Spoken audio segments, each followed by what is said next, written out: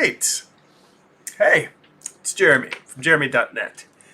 So, this is our monthly Patreon exclusive live stream. Thank you, patrons, supporters, subscribers. I appreciate you so much and value your contribution to allow me to continue to create work, to share with you, to share my creative process, the comics, the artwork, and we are doing art book study group. So, let's see here. I realized that I should probably pop open the Discord in a separate tab just to make sure no one's commenting over there.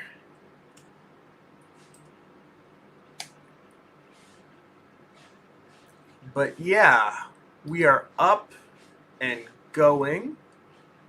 And this episode is going to be Tiger Time. We're going to be studying some tigers online.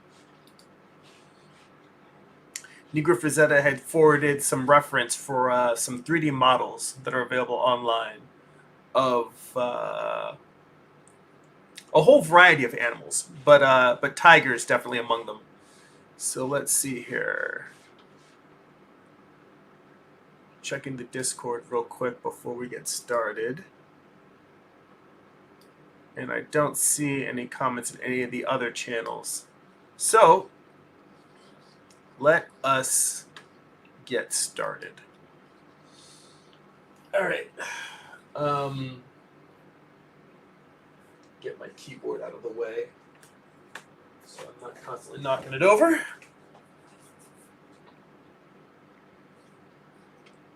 Let me bring up my screen here. So,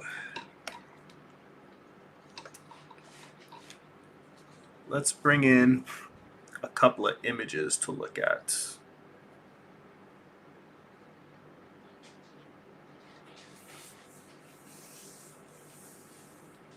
Where are those tiger images?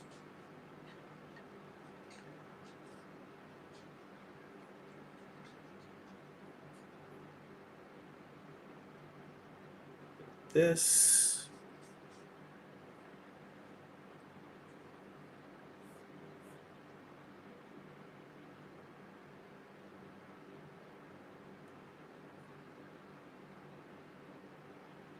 Got this top view.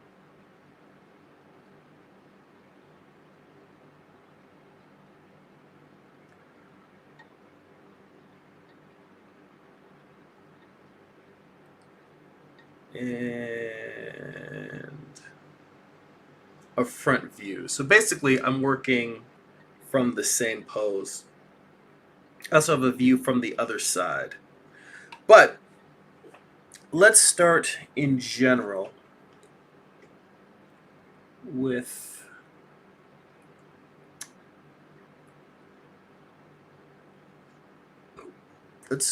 that side view. Move this over here to the, whoops, drawn through that thing. Let's move this over, scale it down a little bit so I have some room to play. Maybe a little smaller. In fact, let's go full screen on this because you really don't need to see my lovely face here, and this will give us more room to focus on the art.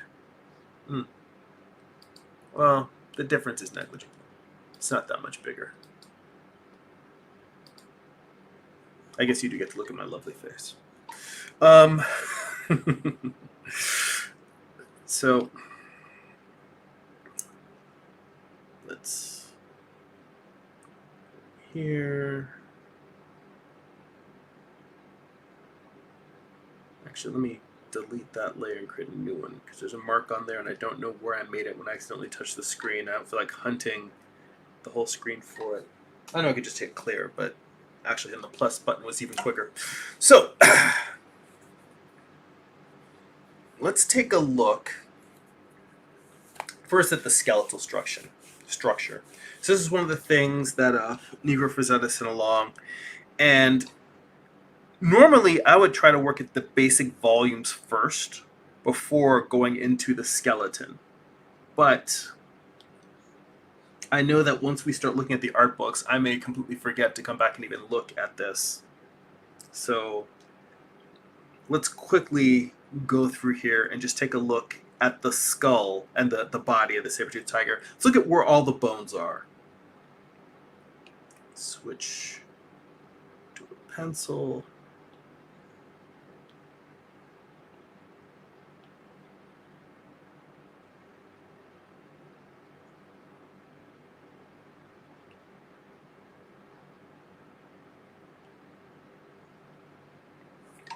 All right.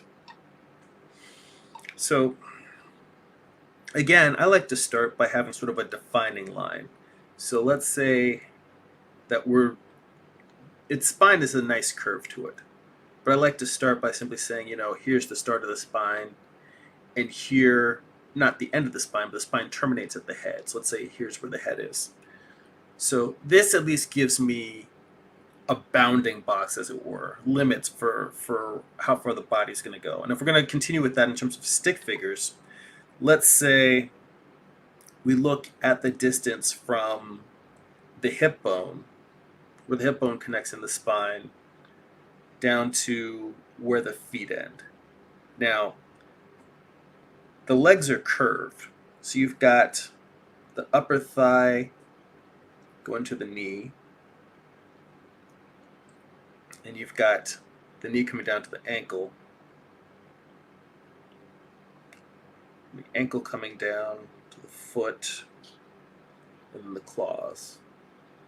And the other foot, the knee is down a little bit further.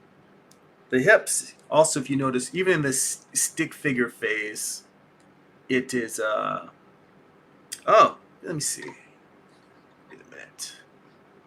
Let me check there. All right, just checking. All right, the hips, notice that there is depth even in the stick figure. So the hips aren't this hip and the hip is right next to it. The other hip is a little bit back and down. It is away from us in space. And because of that, the position of the knee, not only is the knee the opposite knee, actually I realize there's a little bit more foreshortening in this leg than I drew in here. So I'm going to foreshorten that a little bit more. The opposite knee, the one that's farther away, it's just a little bit,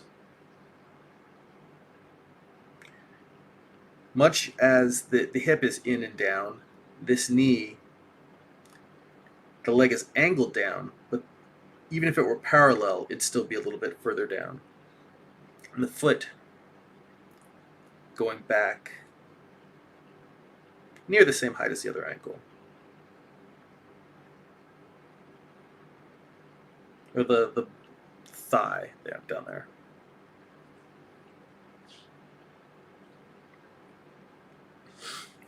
Now, going back up here, we kind of want to estimate. It looks like the shoulders aren't quite... I realize if I drag this to the top, then I can make marks over the image.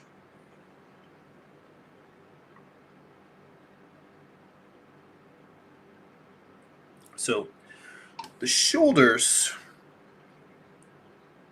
are about 50-50, like a little bit more than 50% between, when I say the shoulders, I mean the shoulder blades. Like if you look at the tail, I mean the end of the pelvis and the head, about halfway between the two seems to be about where the shoulder blades are. So let's, a little hash mark at the halfway point. Let's just lightly rough in a shoulder blade. Now the forearms themselves, the humerus of the tiger, actually seems like it's a little bit lower because it's kind of like surrounding that opening of the rib cage where the neck inserts. So let's drop that down around here. And a lot of this for me is just estimating. Stick figures to just sort of ballpark where to place the elements, and I kind of refine them as I go. So dropping this arm down.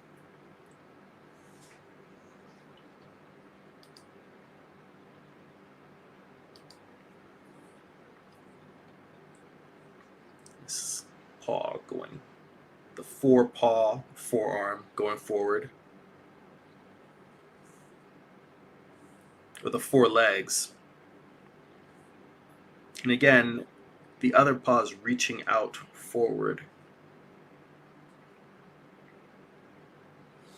Yeah, I don't like this pencil that much. Let me switch to this one. It's a little softer.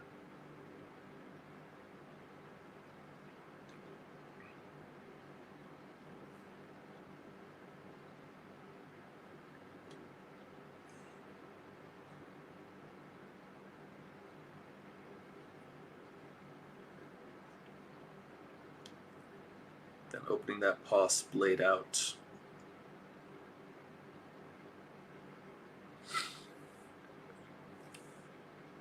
Now, I will tell you, in looking at this, I really do think now that I probably should have started with the regular drawing books and then moved to this last, because in terms of making the comparison between what makes the saber-toothed tiger different from the structures of the other tiger, we haven't studied the structure of the traditional, the living tiger yet. So all I can tell you is that the big difference seems to be those big-ass saber teeth that are coming out of the skull. So I'm going to create sort of a half circle, a semicircle up here. Actually, no, we'll just keep it like an egg shape, but roughing in the skull separate from the lower jaw, because it makes a very nice rounding shape here, almost like a full circle if you include the mouth when it's open. And that circle almost seems to come down and complete over here in the other, when the lower jaw is attached. But I'm going to cut in a little bit just to give it a little bit more angle.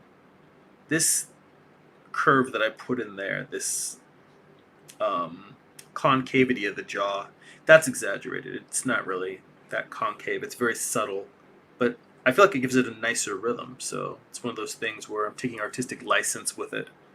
And coming over here, and kind of capping off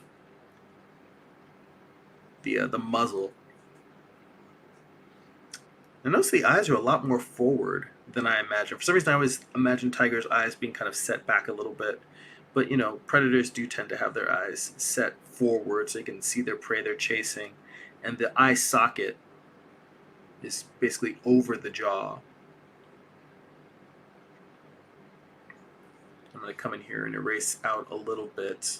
Change the eraser to the same type of pencil so I can erase with a little bit of softness, or I can erase hard if I need to.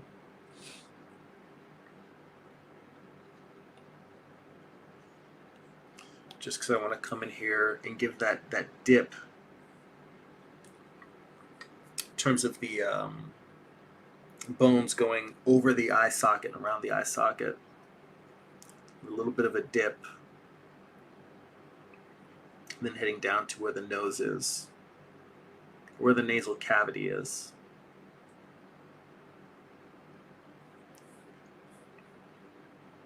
There's a little bit of a flare at the back of the skull. That's too much, actually. It's subtle, more subtle than I just drew it.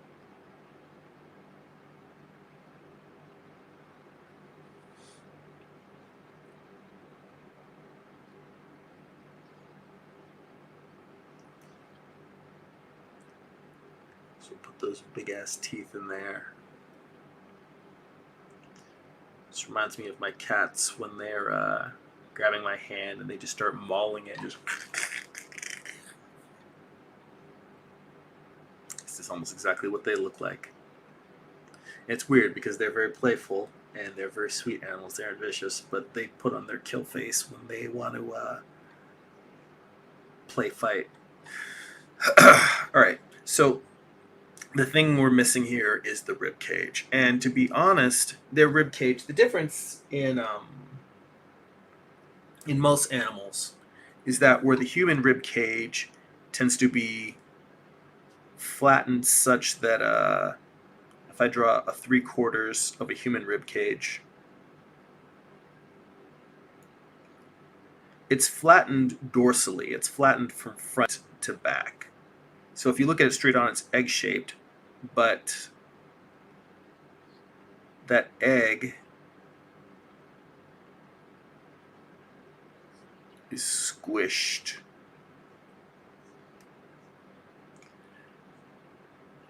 Front to back.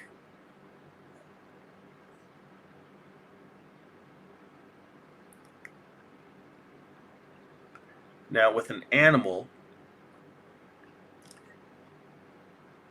they are squished laterally. So if you look at an animal from the front, first off, they're usually facing. They're aligned so their axis is horizontal, but their rib cages, as opposed to being squished front to back like humans, their rib cages are squished from left to right, from the sides.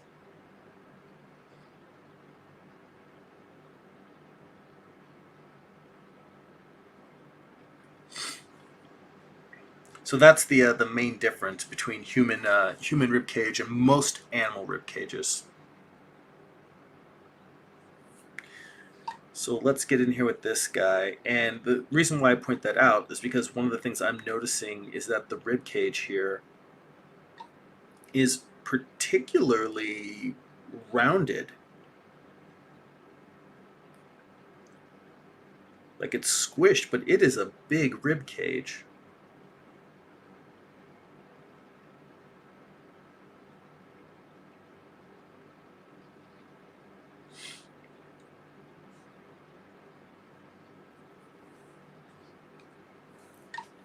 So from here,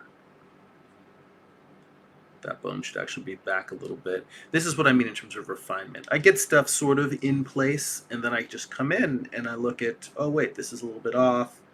This is maybe like, it's the length of the bone. So it was, I needed to move it over, like the size of that bone was over one bone's width. But then just coming in here and refining the shape and the position, giving these bones, the humerus is much more curved than a human humerus. Now, this is where doing deep study of, if you were somebody who wanted to be an expert in drawing panthers, you might go in and watch nature movies, nature documentaries, read books about the science of the animals, so you can actually understand the morphology, meaning the how their body has evolved. Because I'm sure that if you look at how tigers move and hunt and live, there is a anatomical reason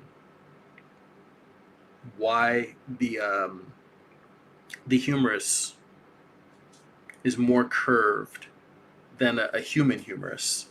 I don't know what those reasons are, and I doubt that they'll get into them in any of the books that we look at. But that said, the way evolution works is the animals whose bodies are have variations that are optimal, that have mutations that are the most optimal for that creature's survival. Those are the ones who get to breed. Those are the ones who get to survive. So there probably were tigers that had straighter forearms or forepaws, and there were probably tigers that did not. And the ones who did probably have some sort of tactical advantage. And it probably has to do with running speed or an ability to take down prey. But yeah, something as simple as having these muscles being curved, that's something that evolved over time.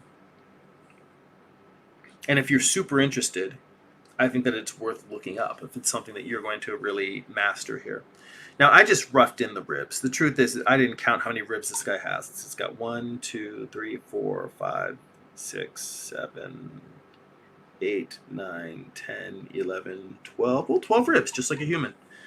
So I did not draw 12 ribs in there. I really could go in and, you know what? Let's try to be more accurate, more precise. If we're going to do this, let's do it right.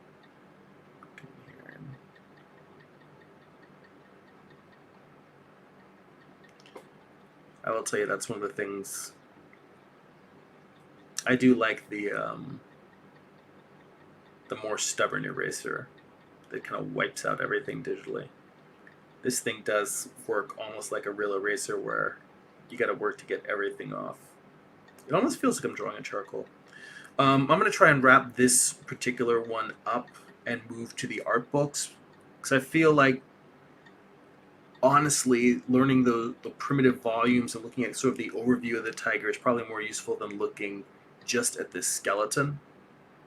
That said, Negro Frazetta, I know you were the one who sent this reference. Let me know if there was something particular you wanted to see in this, or a particular question you had. But yeah, it bothers me that I just toss those in without really... Because drawing ribs isn't the most exciting thing. But let's say that this right here is the 6th rib. Then I can just go in here and go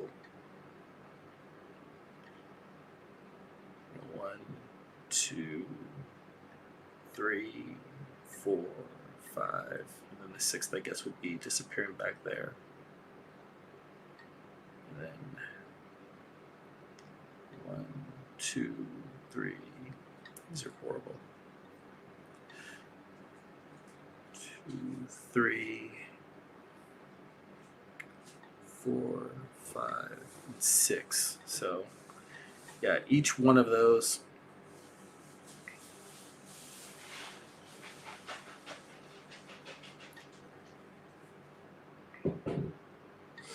I think to draw ribs and make them look good can be a little bit tedious. Well, that's weird. I don't know why this flipped upside down. But let me go out, rotate this around. Okay, rotate to the side. That is so strange.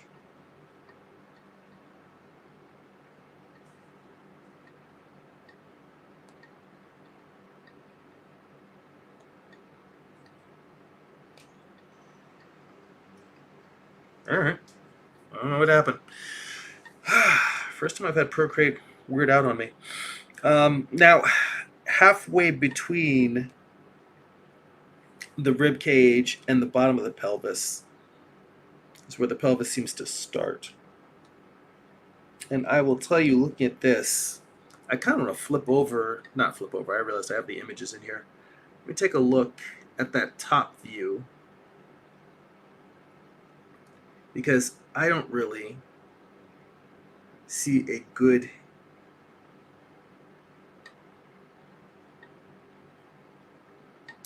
image of what the shape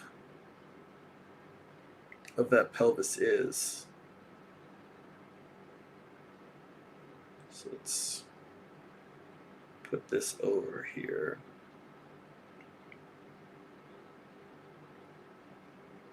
Get rid of those marks that are on top.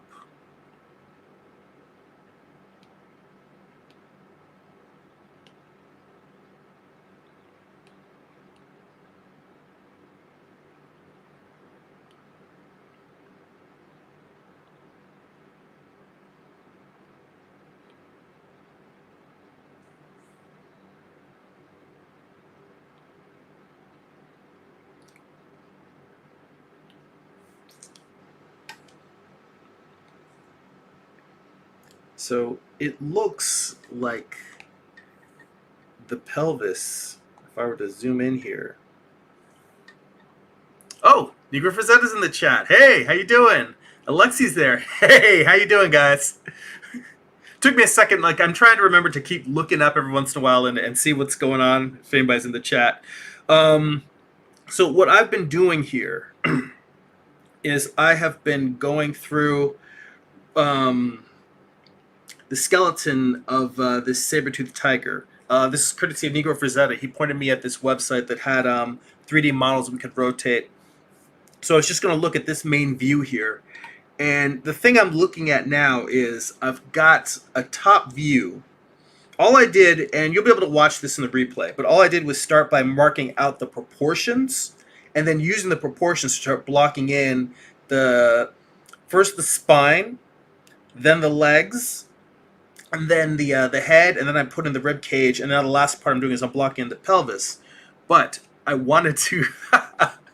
Alexi says, tigers are so cool, man. Just saying. Yeah, they are. They're very cool.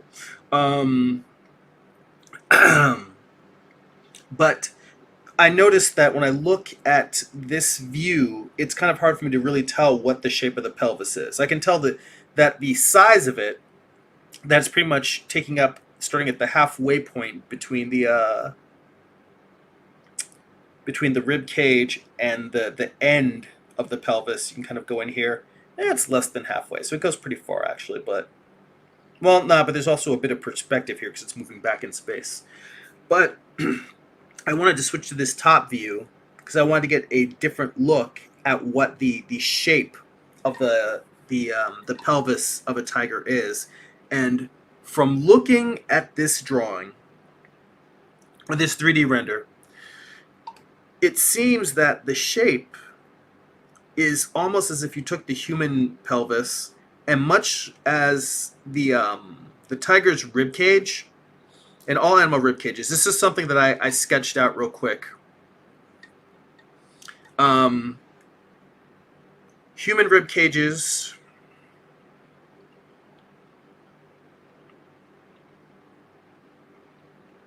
are compressed front to back. So they're sort of flattened torso. So it's like, imagine an egg, but then you were to squish it. So humans are squished front to back. Animals are squished from side to side. That was something I sketched out earlier. You can see that in the replay in the earlier parts of the video. Negro Frazetta says the tiger's pelvis looks like a larger version of a rat's pelvis. Yes, well, that's something that's true of most animals. In general, is that with most animals, if you take their pelvis, if you take their rib cage, oh, the tiger's pelvis looks like a rat's pelvis. Well, I was going to say, if you take their rib cage, most animals' rib cages are the same. In terms of the pelvis, I imagine that it would be true for the pelvis, same as the rib cage. That it's just that most of them have a similar structure, and taking what we think of as the rib cage and then just compressing it. So they don't have the hip bones that the iliac crest, which are those bones that are like butterfly wings that come out and they kind of cup your organs. Instead of having that, they've got these narrow, almost fluted pelvis. So I just wanted to get a sense of what I was drawing before coming back in here and drawing this guy's pelvis. So let me turn that back off, and now I can come in here and take a look at this.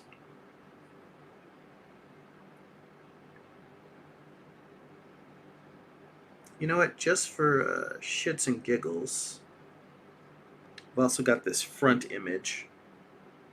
No, you can't see anything from that one. Alright, not anything at the pelvis. Let me turn that off.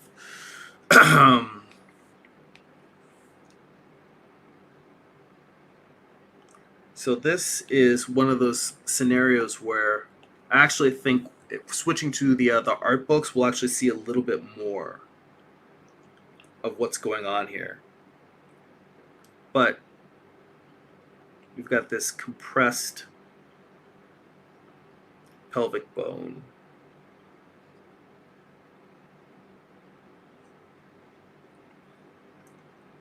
You can see that on the other side there.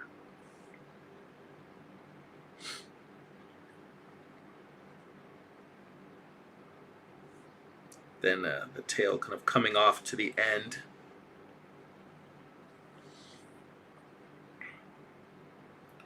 I just want to beef up the front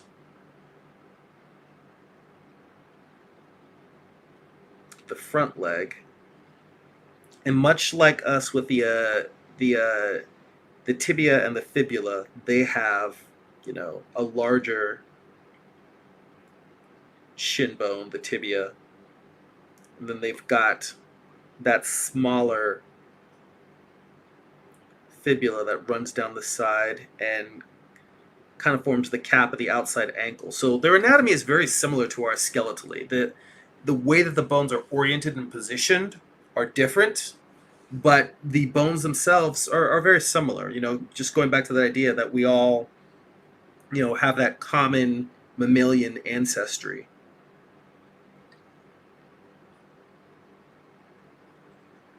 So I'm not going to draw every single bone in the foot, but there's sort of like a mass of bones up by the ankle, and then they have the larger bones that flare out.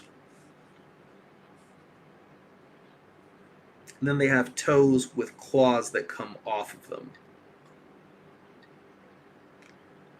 That's a little bit hard to see. Let me erase that a little bit and just come in a little bit clearer so you can see what I'm drawing here, but I have to move this over so I can see both the reference and myself at the same time. Well, you know what? I should be able to draw that without looking at it at the exact same time. So the idea is that their toes come down. Let me erase this back there because it's kind of getting in the way of what I'm trying to show here. And come back in and draw that in better later.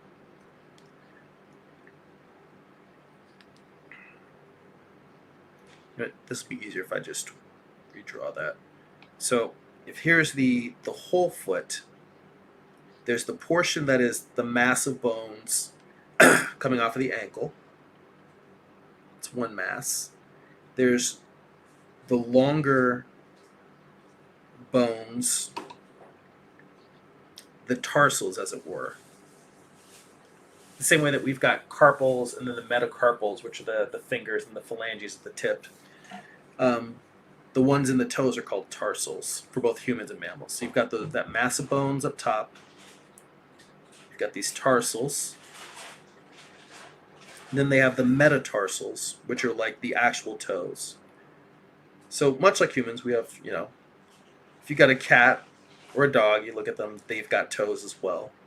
So the toes come off of that, and then coming out from in between them are the large claws.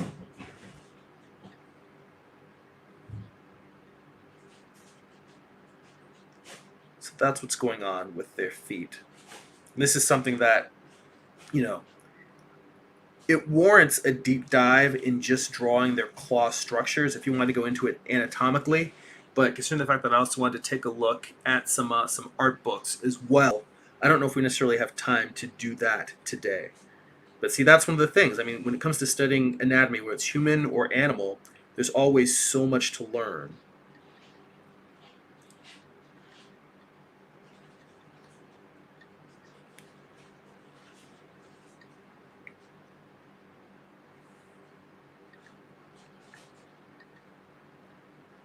You know, I realize I don't think when we did the previous art book study groups and I was drawing digitally, I don't think that I put the notes that I drew on the Patreon, and I think that I need to do that. I'll take this file and post it as a layered file for you guys if you want to take a look at it for reference.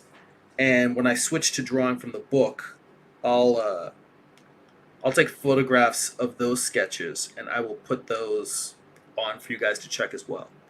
So I didn't go in here and draw all of the bones coming off of the spine. And much like humans, they have small bones. It's weird because when you think about dinosaurs, the spine is of any mammal is almost like you can see the relationship between humans and reptiles, and that dinosaurs have these big spiny, you know, we think of them as having these big spines, like Stegosaurus, the Brontosaurus, how they all have. Well, not the Brontosaurus. Brontosaurus has a smooth neck, but we think of them having these dragon-like spines sticking out of their back, and it's really just the bones of the spine, which are here to protect the neck.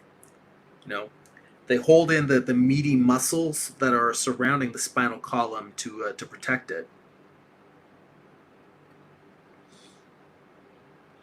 Now, this is something that we definitely don't have time for me to go deeper in, but it looks like they're the cervical, the cap of the cervical vertebrae looks like it has a very unique shape to it, almost like there's extra spines around it to protect it at the cap right before it goes into the skull. So it has a very unique look and shape to it. Now, real quick here, again, much like humans with the comparative anatomy, we have an ulna, which is the arm that makes it's the bone that runs on the outside of the arm. The end of the ulna is what makes up the elbow. Kind of hooks behind, much as you can see here, hooks behind the humerus. So it kind of hooks behind here.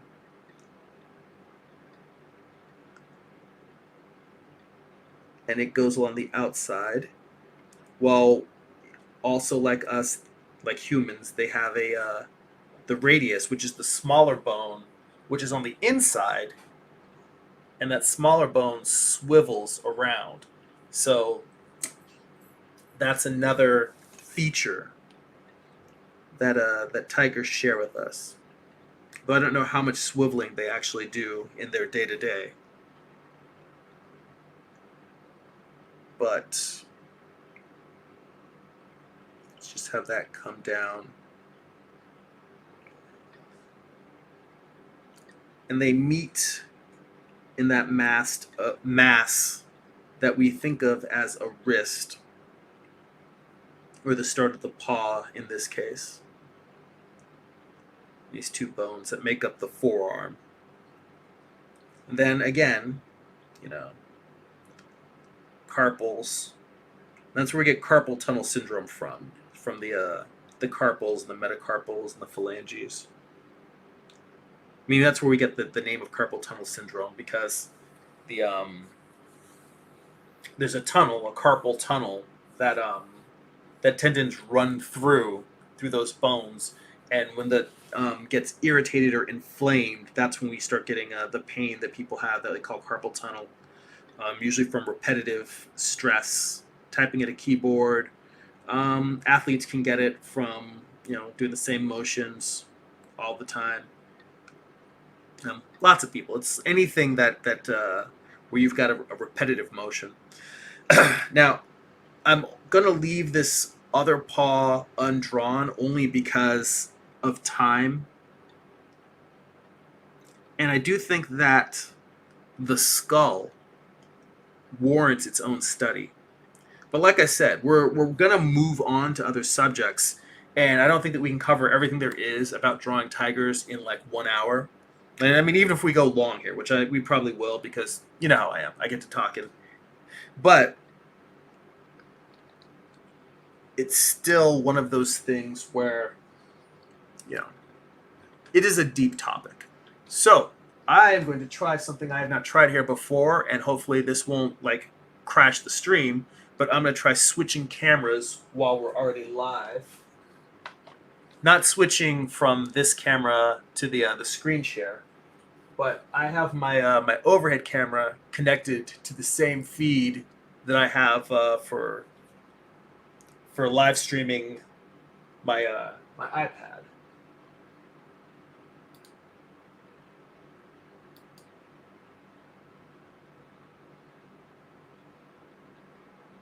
So let's see here. There we go. So now you can see when I'm looking to talk to you guys, I'm looking at this Cintiq that I have on my desk. I'm drawing on the iPad. And now we are going to bring this camera down.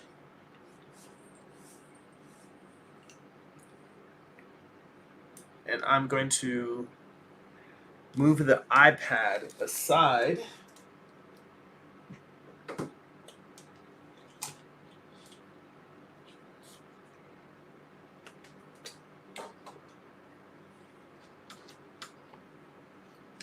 And we're going to grab an art book. So, Ken Hultgren, The Art of Animal Drawing. Let's see here. Move that up a little bit and out of the way. Let's see, where are the tigers? Got the lioness here.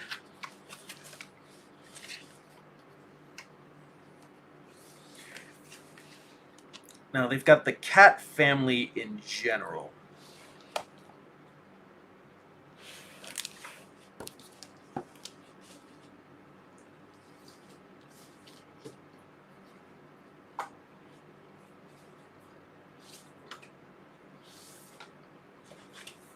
Let's see here. If you'll pardon me for a moment, just while I get the camera situated so I can get a good view of both my pad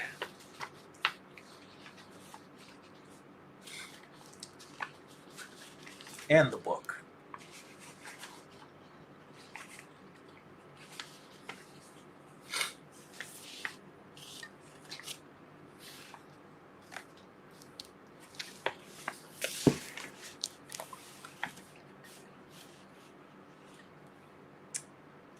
Need a little something here to clip the book, keep it slipping off the table. Let's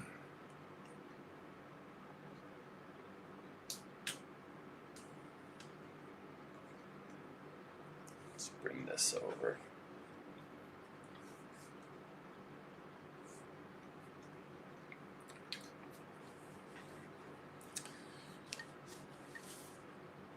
Still a little lopsided.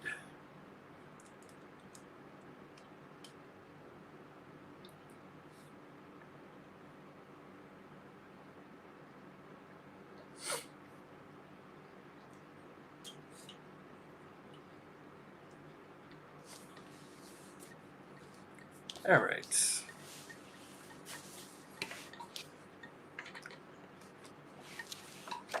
Guess I don't need this.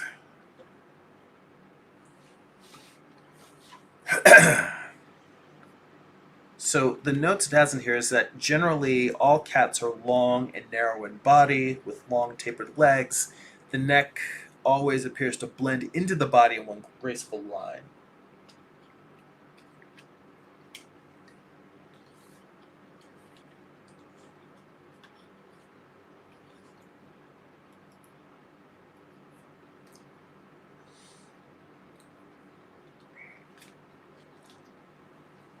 So this is just cats in general. And I'll do a couple of quick studies from this, and then we'll go into let's see here. We've got the lion. And it's nice that they do they have a muscular breakdown. Let me move this over so you can also see on the same page. They do sort of a draw through of the skeleton with the muscles over it. And this stuff I feel is actually probably more beneficial than just looking at the skull alone or the skeleton alone of the saber tooth. And we can see that they're pretty similar. And the only real difference is just the length of that tooth. The length of those saber teeth. Let's see here. We got the lion, more lion, jumping. Here's tigers. And honestly, in looking at this, it doesn't really talk about any structural differences between the tiger and the lion. So I think it really does just come down to the stripe features. So if we want to get deep into the the structure, we can just look at the cat family in general. Then maybe take a quick look at how they define the stripes. Now, again, with myself, my tendency to try and give myself a bounding box for how long I'm going to, how much room I have to draw. I like to start by simply saying, okay, I see where that tail ends, and I can just sort of say, all right, there's a nice arc here. Hang on. Been a while since I've been drawing with charcoal pencil. A little rusty. You go longer than a week without doing that, everything goes to shit.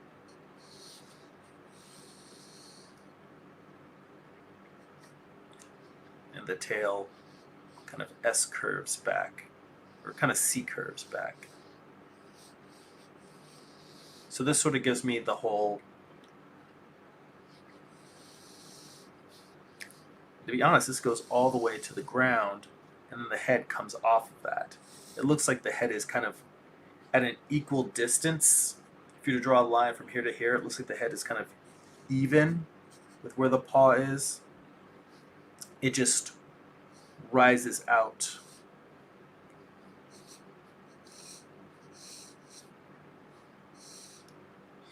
Now, those shoulder blades that we were looking at on the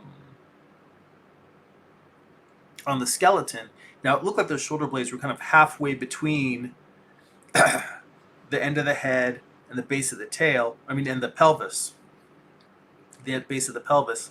It looks like they were a little bit more forward here, but there's a reason for that. That's because this paw is actually moving forward. If you were to say that this shoulder was moving back, you know what? That's not really fair to compare, because in looking at that skeleton, that paw was also moving somewhat forward. So it looks like, compared to that skeleton, the way it's constructed in here, I don't know if it's just the fact that the muscle masses are more forward, but it looks like in this drawing reference, the muscles, the shoulder blades are positioned more forward. So that's one of the reasons why it's good to study from a few different books. I mean, I may study that skeleton and say, oh wait, that skeleton was wrong, they're drawing it too far back. I may also look at it and say, oh, this book is drawing it off. Or there's just different positions. I may come to realize that they were pulling from different reference, and the animal, or whatever you're studying, looks different depending on what they're doing, or the angle you're looking at them. It could be that if we look at this from a 3/4 angle instead of the profile that we're presented here, that it might very much look like it's halfway between the base of the pelvis and the head. But coming in here now, as opposed to drawing the individual bones, we're just looking at the masses here. Now, see, this is the other interesting thing. That forearm that I was telling you, he very lightly indicates it in here. And what's interesting is that humerus actually seems to be cutting back.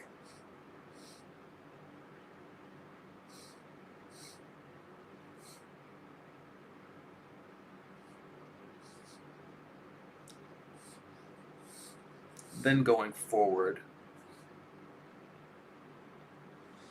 You know, I want to say that those are actually muscle fibers that are cutting back like that. Let me take a look at the skeletal reference that's in this one.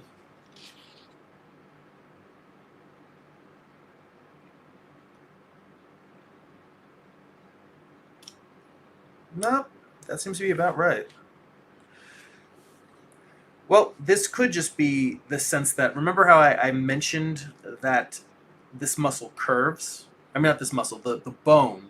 Their humerus is much more curved than ours. It could be that what I'm seeing as it coming back is not really it coming back. It's just, it's still going forward, but it's just a dynamic curve to that coming forward. But again, I don't need to necessarily get too deep into that because this is still trying to rough in these forms. I'm getting a little bit too caught up in the minor details where I need to come in here and say, all right, the hip muscles. You can just say in general, there's a large muscular mass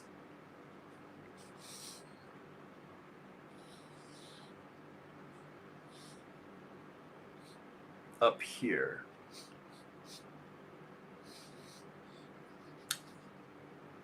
Going to the thigh. And you can't even really see the kneecap. The kneecap is in here somewhere, but it's so buried in muscle that it's difficult to see. I think this is one of the things that are a little bit more challenging about animal anatomy is the fact is that animals, they get more exercise than humans. They're in better shape. They can, so some of the things that you might see on humans, animals are just like, it's buried in muscle. And you kind of have to study both the muscle and the bones to get a good sense of their anatomy and what's doing what. You've got these internal muscles, almost like the oblique muscles that are reaching up. Well, actually, their oblique muscles would be more of these side muscles here along the rib cage. But the muscles that are moving up to meet this very powerful rib cage.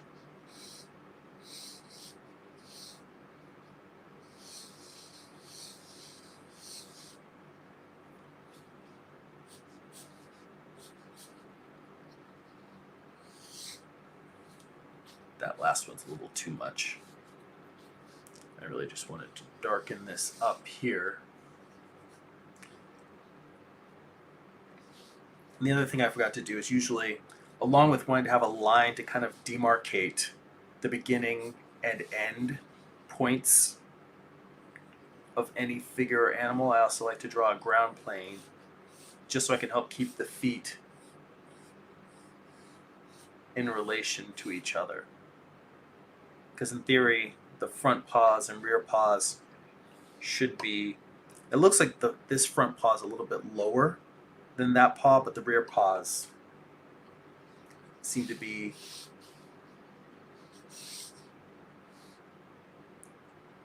congruent with each other. So if this is just a little bit higher,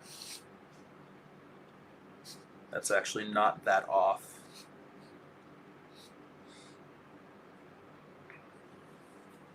Now, mind you, I don't think I got the elegance of the pose that Hultgren got in, because you can feel more of the stretch. Like Hultgren has a really nice arc and rhythm going from the front foot to the back foot. And if I were to obtain that, I really should push this a little bit more. Just push it so you can feel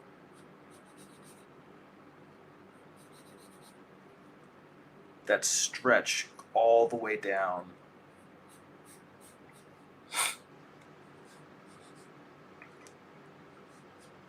This feline body. Of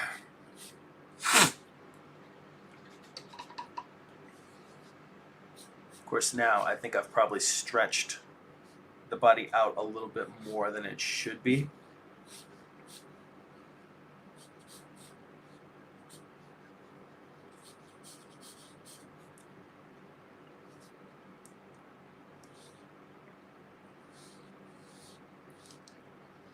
Then with this one, just imagine the bone, its thigh bone is coming up a little bit. And then it's dropping down the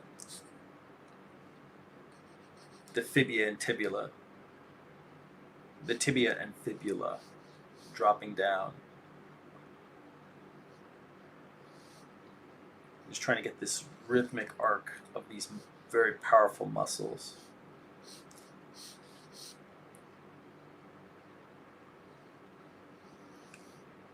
And see, what's amazing is I'm looking at this reference.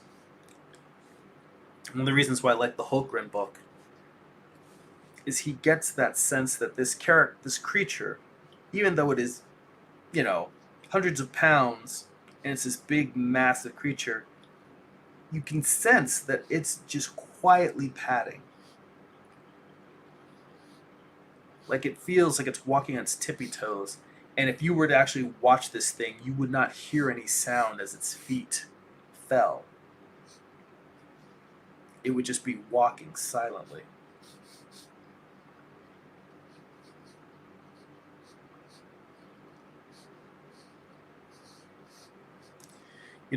I have never tried this, and it might actually be really frustrating, so I don't know if I should even recommend it.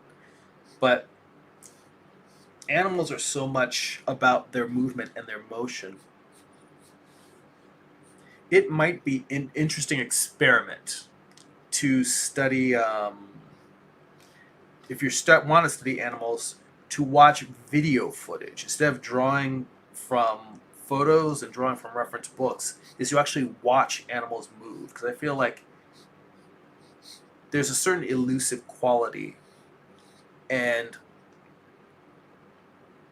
Hultgren captures it here in these drawings because he's a master draftsman. But in me trying to study from his drawings, I am only doing a shadow of capturing the elegance that that he captures in terms of their movement, their body. Let's see. I see Negro Frazetta is asking Alexi, do you want to start studying Bridgman next month? What I'm going to do is on the Patreon. Pardon me for a moment. I got to pull up my nose here.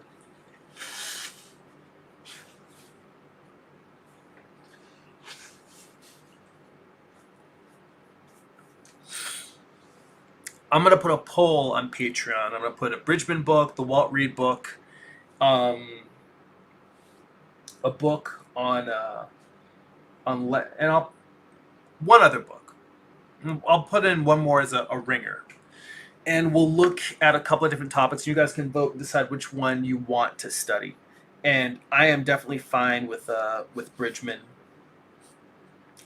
I bought the Bridgman Complete Guide specifically because I have most of those individual books, but I thought it would be much easier for us to study together with that one. So I went ahead and got it. So I am fine with any of those.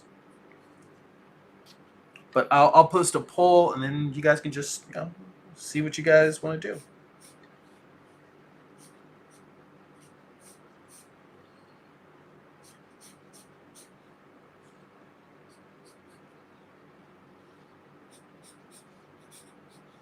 Not that you shouldn't answer, Alexi, if you if you want to share your thoughts here and now, please do.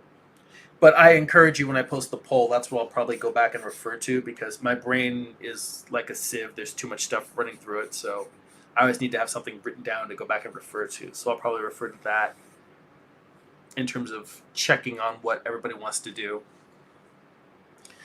Neighbor Frazetta is saying Bridgman heads. We'll look at Bridgman heads.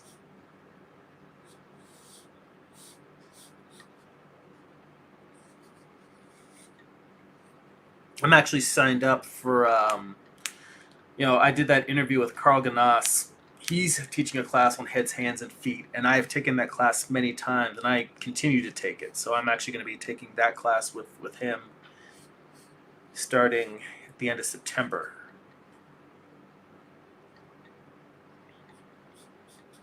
But he doesn't really refer to Bridgman per se.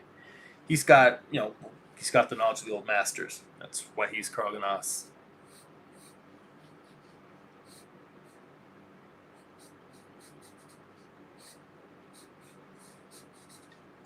So I've basically roughed in this study of the Hultgren book. And the idea is not that I'm trying to draw a perfect drawing from jump, but that I just get general proportions and then the main masses, And then as you see, I went from just a straight form or just a very simple curved form into working, oh wait, this muscle interlocks with that muscle and wraps around that bone. So I kind of go from the general to the specific.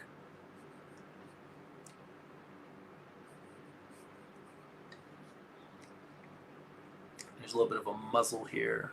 Not a little bit, it's got a very powerful muzzle. So I'll tell you what, we're already at an hour. What I want to do is I'll really quickly take a look at the tiger stripes in this book. Although, at another time, if we come back to tigers or other animals again, I think that this type of study, where it's the skeleton with the surface anatomy over it, is probably one of the most useful things to look at.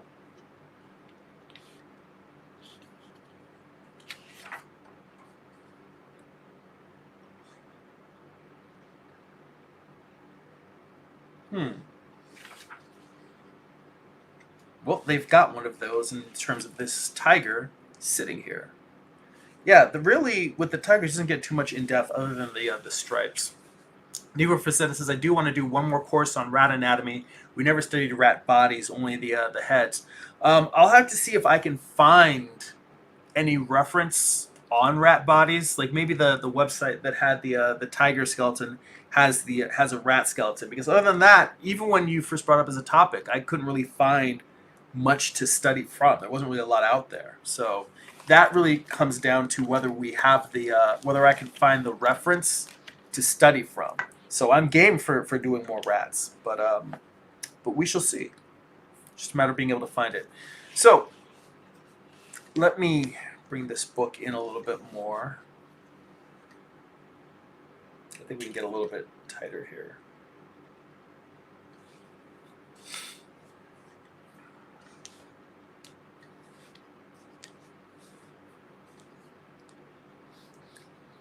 So this guy, so I'm doing this piece right here, the draw through the X-ray.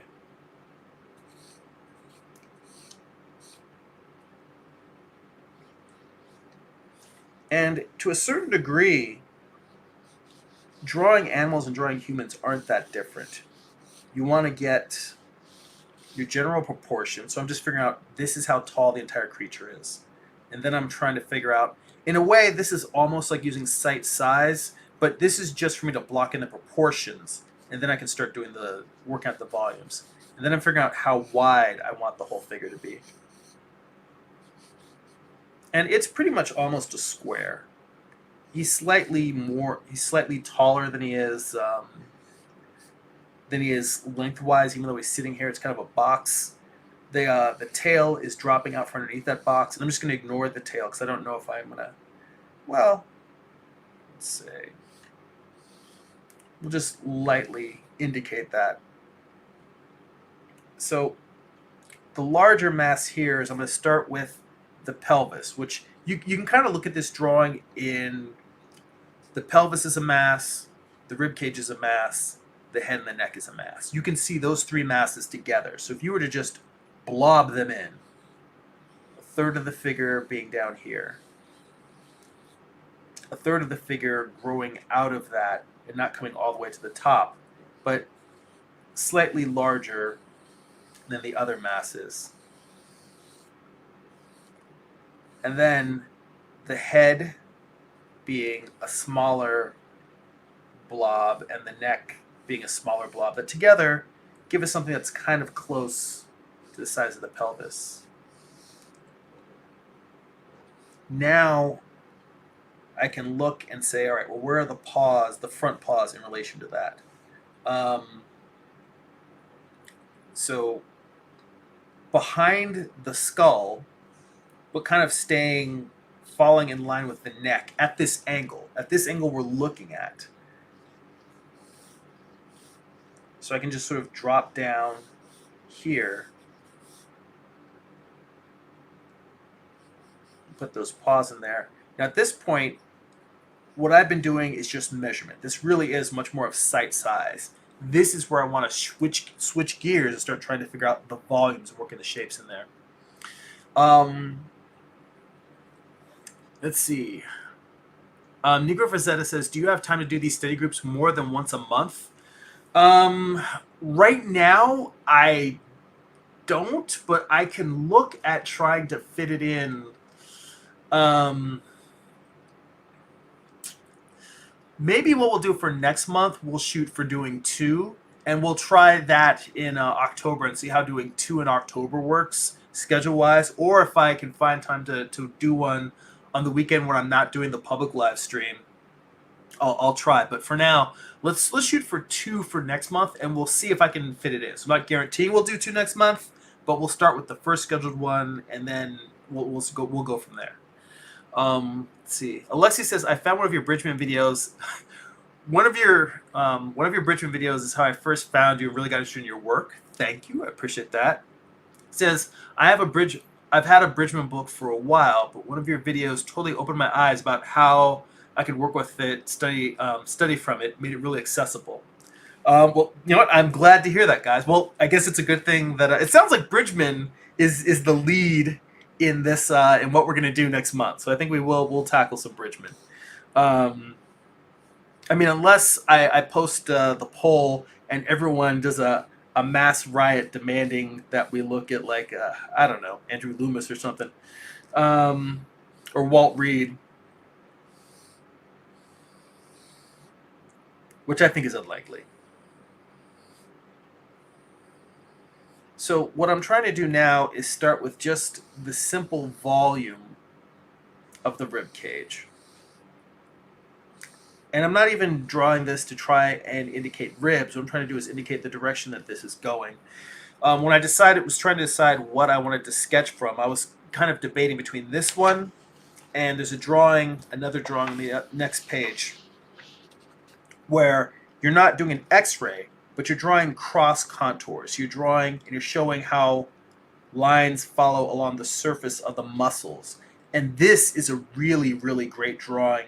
Like, this is an exercise you can apply to almost anything to help you understand the volumes more. You can apply this to drawing the head of the tiger. You can apply this to drawing, any animal, any human, cars, planes. Cross contours help you understand how the thing really does exist in space.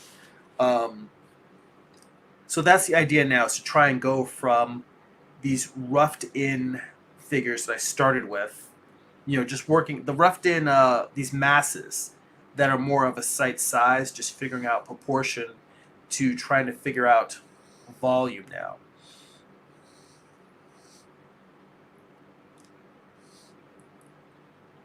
And you can see here, one of the reasons why I like these draw-through figures is you can see where the shoulder blades are inside of the mass that is the shoulder.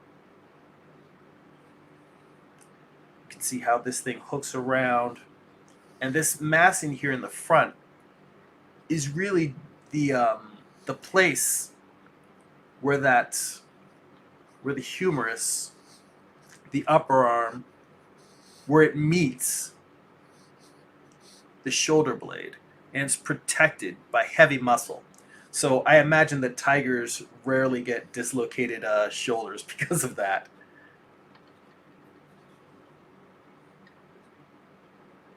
But I could be wrong. I'm not a vet. Who knows? Dislocated shoulders might be a big problem. And one of the things that's clearly indicated in this drawing, and I'm going to just bring this a little bit closer. Alexi says, Jeremy, you are the prophet of Bridgman in our times. You've brought the word of Bridgman to the lay people. That is very flattering. I don't know if I can take credit for that, but I will try to elucidate Bridgman where I can. Yes, he can be difficult to study and understand. But what I wanted to show you here was just this outcropping, this bone. And the camera might be a little bit blurry just because it's trying to autofocus. But that right there, that is the tiger's elbow. Notice how high up in their body, their elbow is up above the rib cage. Their elbow is very high. And it is, much like I mentioned with the ulna, that runs all the way down the forearm of the tiger. That's what that is. The end of that is its elbow, much just like humans. So that's another interesting thing when you look at the skeletons and you get that comparative anatomy. This is one of the things that it's actually useful to. I mean, I don't know if you guys have any animal anatomy books. I mean, when we started talking about this, just the fact that it's if you're going to go deeper into studying topics like this, it's worth having multiple books because, we're looking at this Ken Hultgren book. Very, very useful. I think this was the first animal anatomy book I ever bought. I think I bought it when I was in college. I've got, Jack Hamm's How to Draw Animals. I've got the Weatherly Guide. Then I have a DK book that is photography reference on animals. But I mean, it still gets into animal anatomy. I also have another... I can't remember. I think it's Joe Coleman as well. He's another. I think it's another Joel. It's either Joe Coleman or David Coleman, but he's got another book on drawing animals. And that one is not necessarily anatomy, but it is a deep dive on animals. My point being is being able to compare the anatomy of a human with the anatomy of an animal. It is useful to have a book that names all of the bones as well, so you can make those comparisons in terms of where are animal bones versus where are human bones, because humans are the ones who named these bones. It's not like animal bones have different names than humans. Humans came up with the names for all of this. This is all our language, so animals all have equivalent bones to most of the bones that are in the human body. And I'll say, it's weird. One of my cats is meowing up there, and I'm wondering what's going on with her.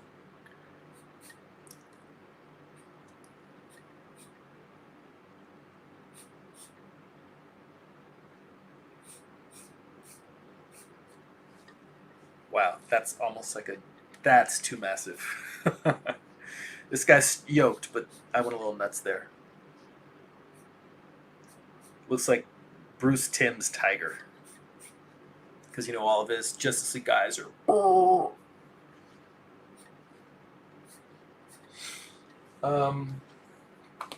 In terms of comparing anatomy, I think. Let's see. That's from when we were drawing camels.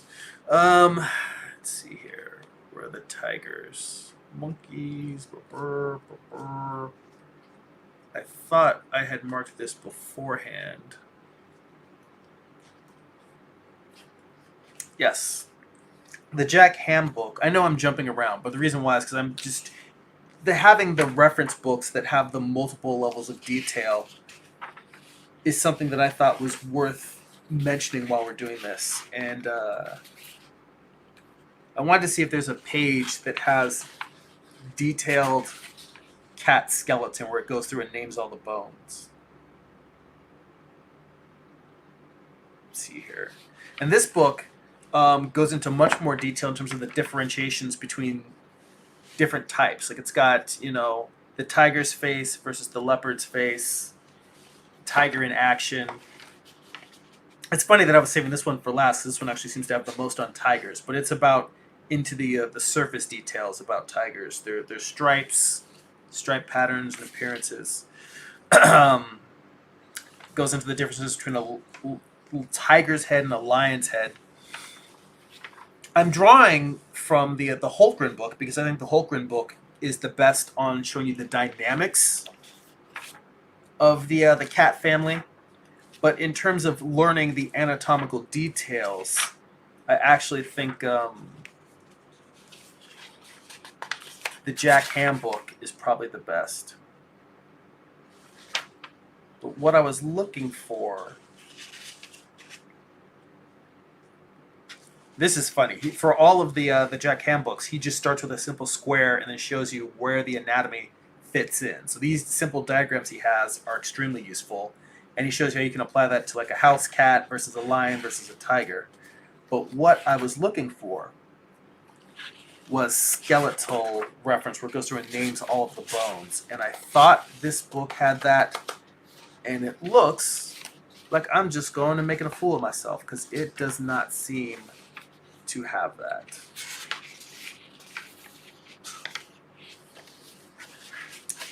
But even look at this. He gets in and shows you like jaguar, golden cat, cheetah, lynx, clouded leopard, pampas cat, ocelot, like all these different types of cats. There are 14 cats on that page, where he just shows you the variations on the heads and the differences. So this is if you decide you want to do a deep dive on the cat family, or you want to learn a lot about one particular cat, this book is good for that.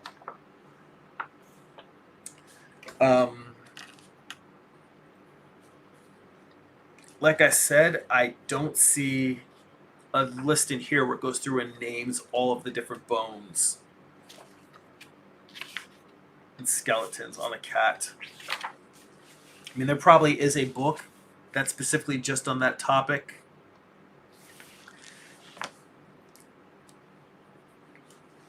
But if I have it, I can't think of it off the top of my head.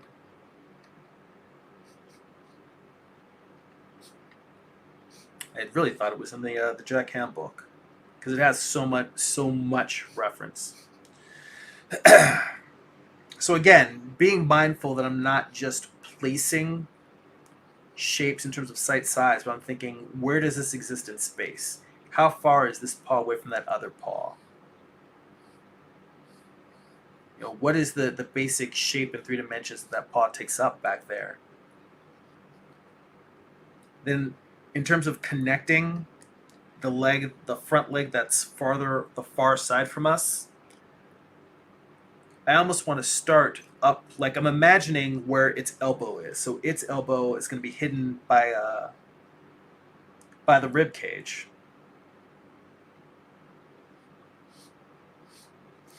So when I'm thinking about drawing this leg, I'm imagining it coming down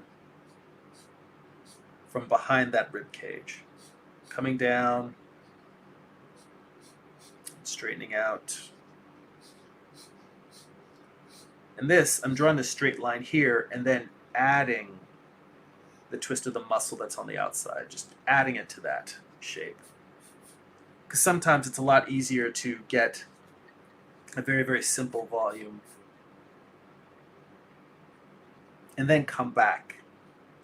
And interestingly, I'm looking at this, I'm seeing kind of a node of bones back there,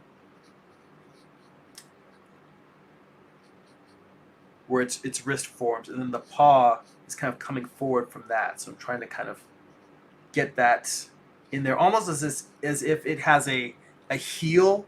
Well, yeah, it does have a heel. We consider this part of the palm the heel of the palm. Like, I've never taken any martial arts, but when I've heard people talk about it, like in terms of striking people or hitting them, they mention hitting with the heel of the palm. And so much like we have a heel of the ankle, there's a heel of the palm here, and it looks similar to the ankle more similar to an ankle on when you're looking at it on a tiger than it does when you're looking at it at a human.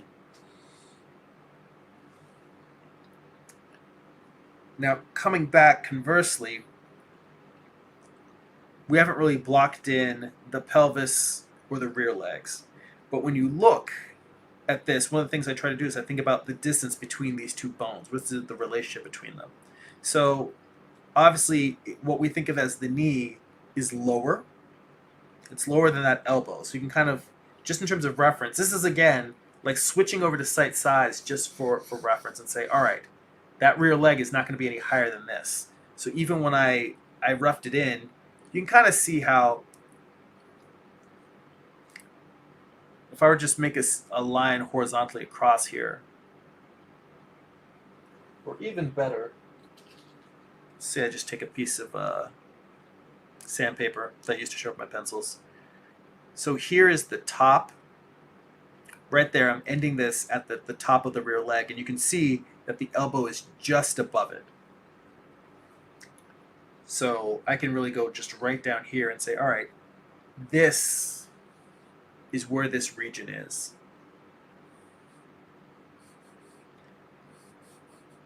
And then say, all right, it curves back.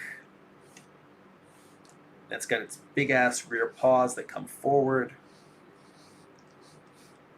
And this is how, for me, I flip back and forth. Like sight size is not something I generally use, but when I'm drawing from reference, I flip back to look at where things line up. And then I come in and I try to draw volumes into that and make it a little bit more expressive and not so flat.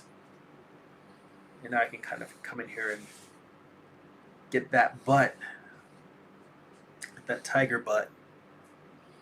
And you can also see that you can, from this rear angle, you can see not just this thigh, but you can see the start of the, you can't see the part that's going up, but the muscles, the meat of the thigh up here, where it attaches to the pelvis, you can see that on the other side. That's what this bump right here is it's the corresponding muscles that are compressed. And they're compressed because it's curled up.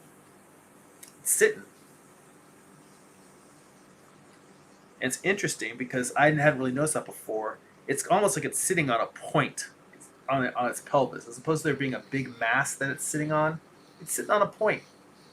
This little point down here. I put the tail too far out. That tail should be coming off of here.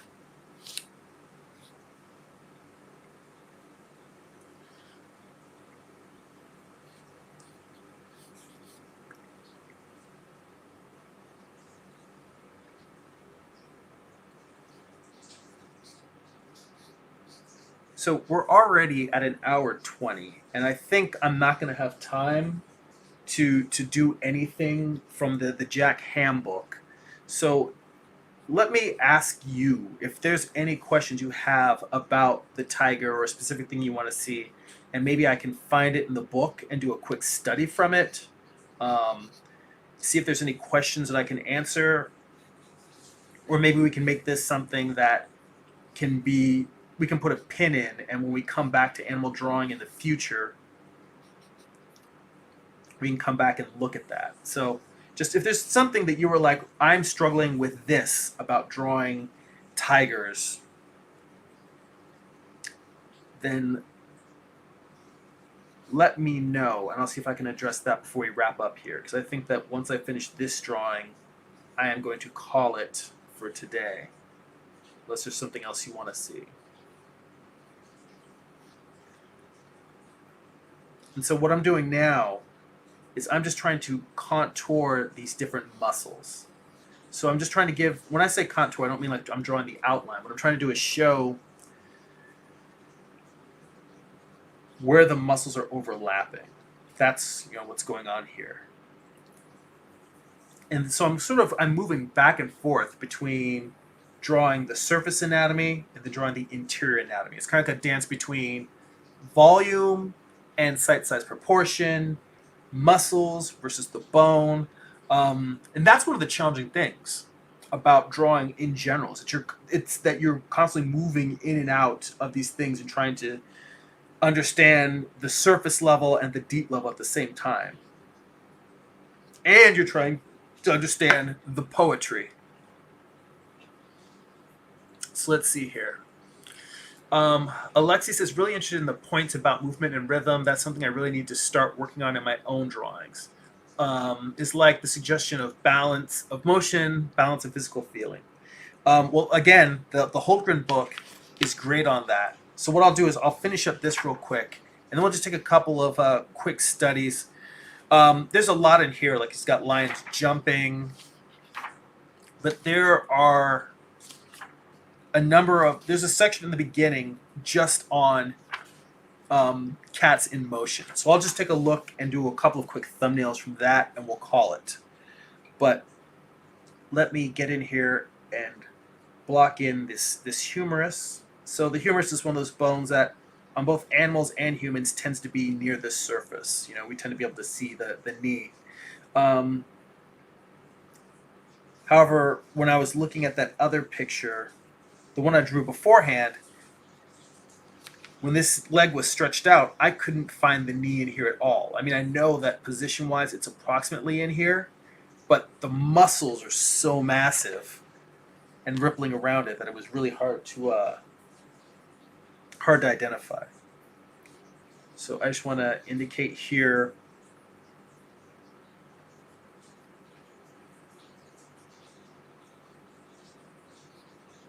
where the humerus locks into the pelvis. And I notice that the pelvis here, it almost has sort of the way that they're indicating it, it almost looks like a kid's like water raft or something. Like it's kind of like a hoop that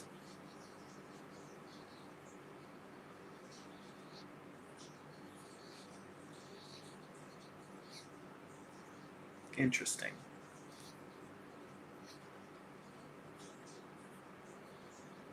And what's funny is looking at this picture here in the photograph, he does definitely, Hultgren does describe or indicate the fibula, the smaller bone, but it's like tiny. It doesn't even look like a bone. It looks more like a tendon when I'm looking at it here. If it wasn't for the fact that I could see it clearly on the first drawing, I would actually think that wasn't even a bone. I would think it was a tendon from looking at it in the drawing. And then, because again, these legs are compressed, this mass here is the calf. And what we're really seeing is that this muscle, it looks like it's kind of on the side or on the front, but really it's resting on top of that bone because we're seeing through. So you have to use a bit of your imagination here.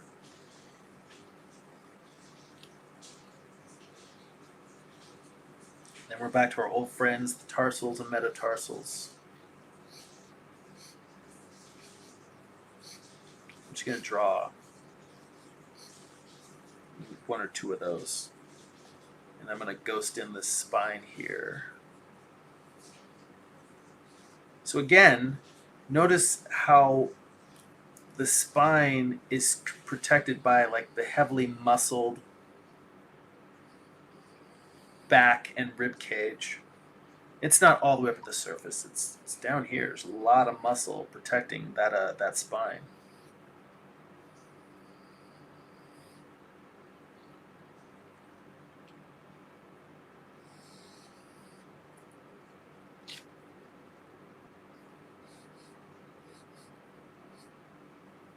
I will tell you that this is something that, looking at this on my own, I can see there's a lot more to study here in terms of studying the skeleton of a tiger in motion. Because, you know, as I flipped back to that cross contour here, looking at this now, I imagine that when we look at this cross contour, like here's the belly and the rib cage, I want to imagine that the spine is just a little bit above that, and that this whole region around here are the muscles, the heavy, thick muscles that are surrounding and protecting it.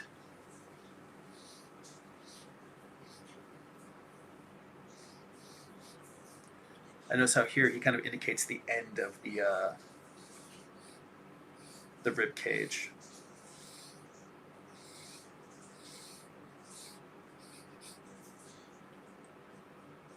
So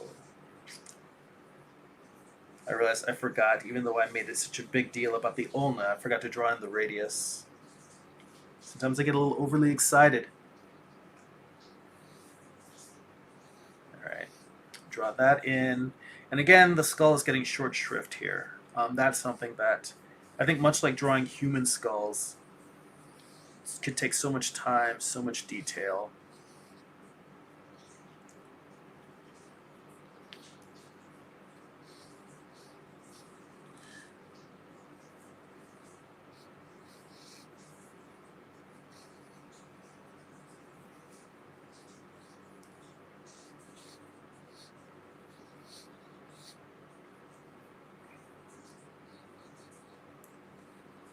Just giving you a sense that you're looking at the backside of a form.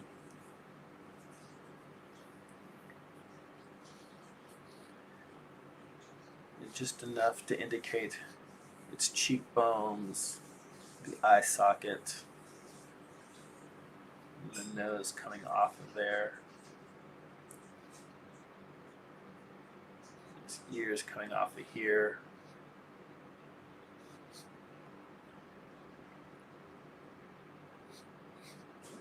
All right, so let's take a quick look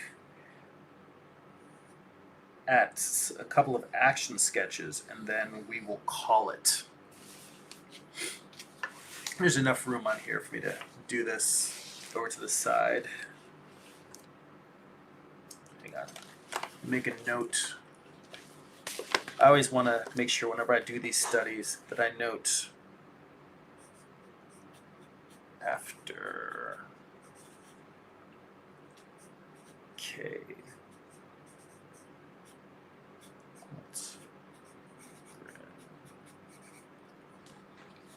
Just like to make sure that I note who I'm studying from. So there's a couple of diagrams in here.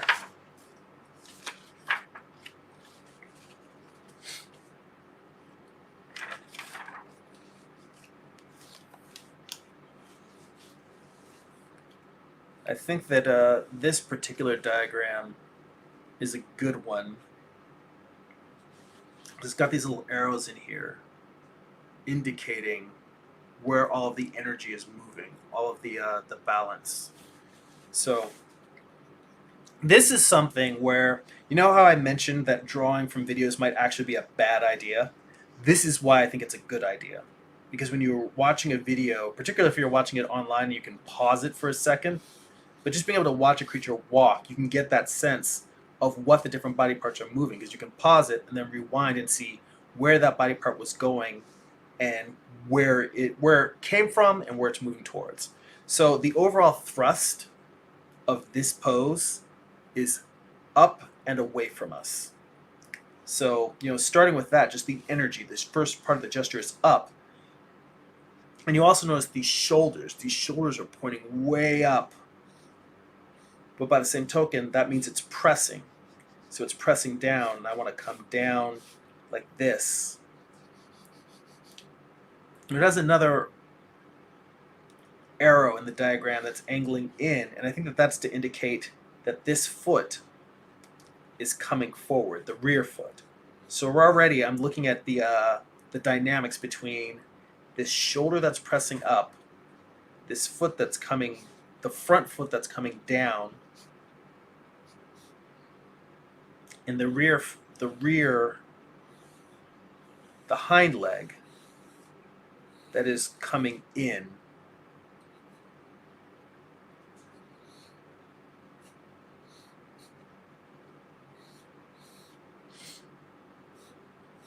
And I will tell you that looking at these drawings, they to me look exaggerated.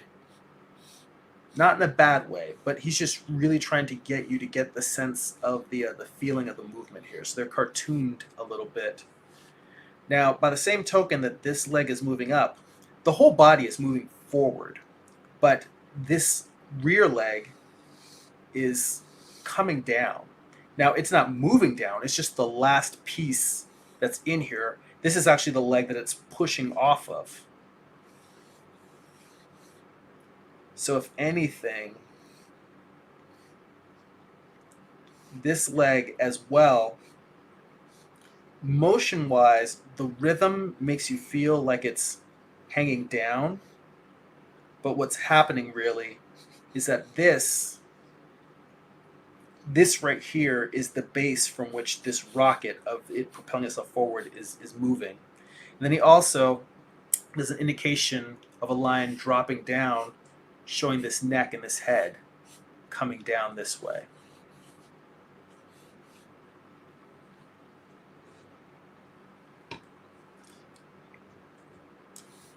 So head moving down.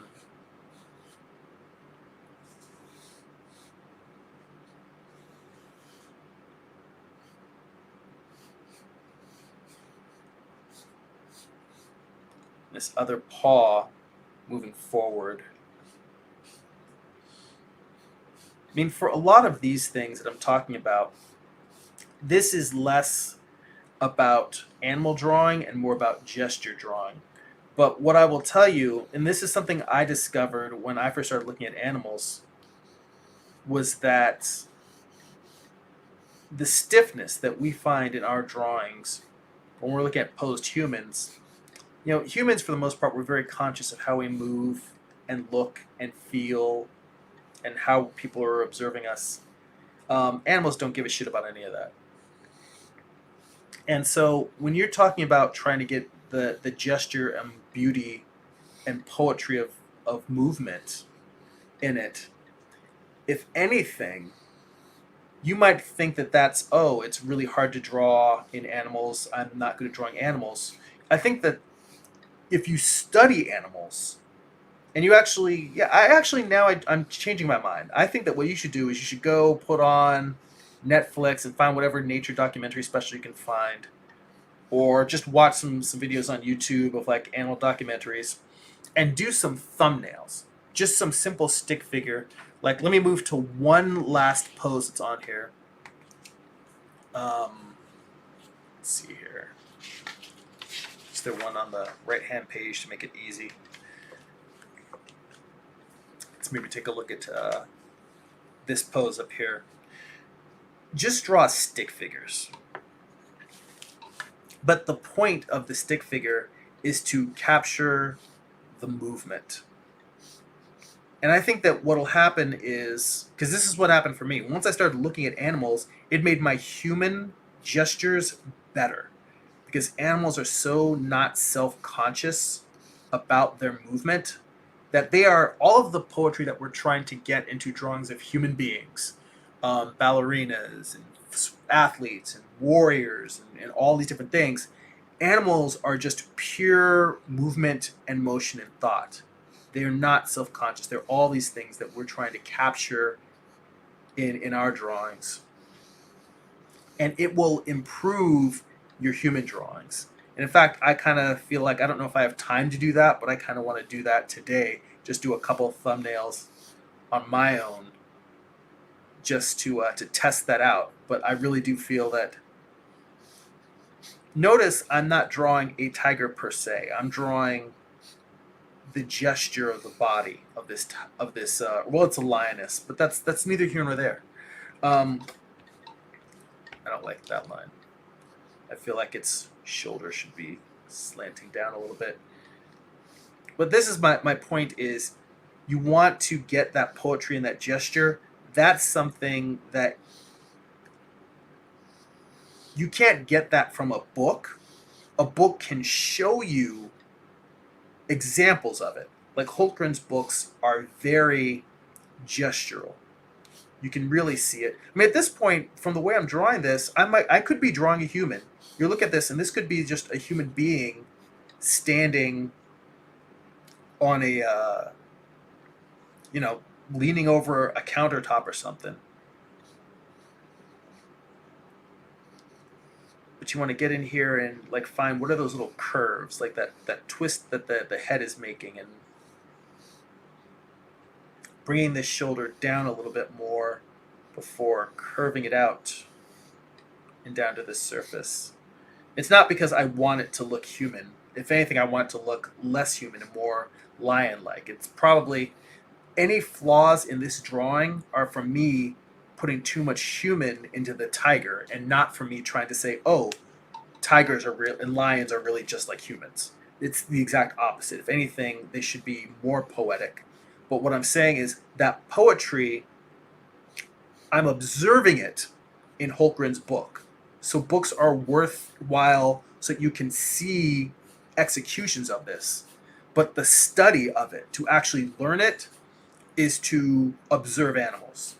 Obviously, we're living in the age of coronavirus. I don't know if any zoos are open, and even if they are, it's a public place. I can't at all in good conscience recommend you going there to study from them. I would not do it. That's why I mentioned looking from videos.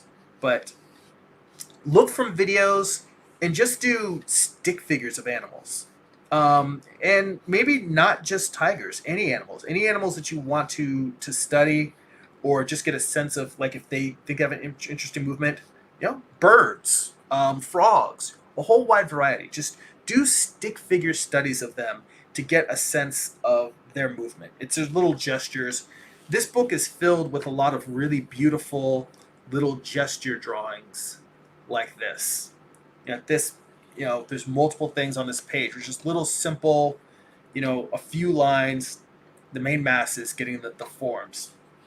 So, when it comes to book recommendations, I don't know if you guys have any of these books.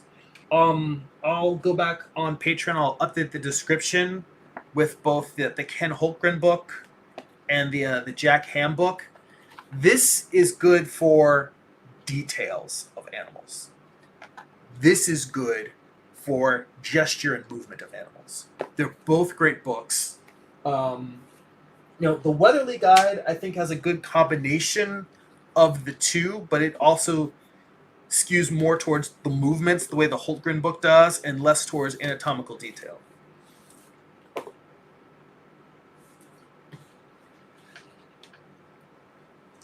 So,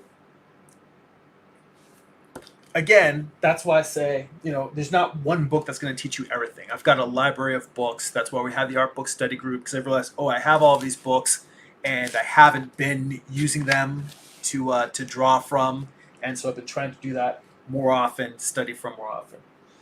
But we have gone an hour and 40. That's a good long chunk. I'll put up the poll. It looks most likely like we'll do Bridgman next month, but we'll see if anybody else has any requests or suggestions, or has favorites over what I'll post on the poll. So again, I'm always open to suggestions. Maybe we started with drawing from something that wasn't even in an art book. But again, guys, I appreciate you supporting the Patreon, supporting the channel, stopping by and hanging out with me, studying with me. I don't know if you guys just watch me or whether you guys sketch and doodle while I'm drawing as well. I think that both are good. A lot of these times when I'm studying these things, I haven't looked very closely at these books, so I've only studied them like briefly in the past year. So I'm analyzing and kind of working my way through this as I'm figuring it out too. So it's not like I'm drawing these saying, I have studied the tiger, I know everything about it. This is me learning and studying with you and dissecting with you. So, guys, again, thank you very much. I greatly appreciate it. That's it for now. Go be creative.